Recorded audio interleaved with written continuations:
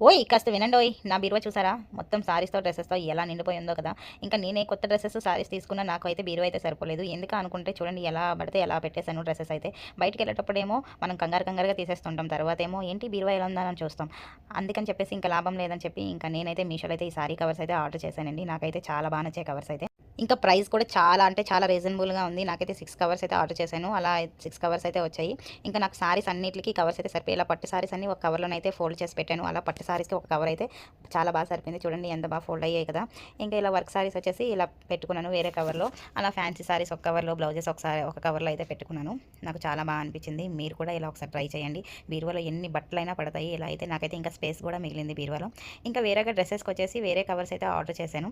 ఇంకా ఆ వీడియో కూడా వస్తది. ఎందుకంటే 1 మినిట్‌లో మనం ఫుల్ వీడియో అయితే చూపించలేం కదా! అందుకని చెప్పేసి ఇంకా ఇలా లాంగ్ డ్రెసెస్ ఉంటాయి కదా! అవి కూడా ఈ సారీ కవర్‌లో నేనైతే ఫోల్డ్ చేసి అయితే పెట్టుకున్నాను. ఇంకా పార్ట్ 2 కూడా వస్తది. వెయిట్ చేయండి. ఓకే. Bye bye.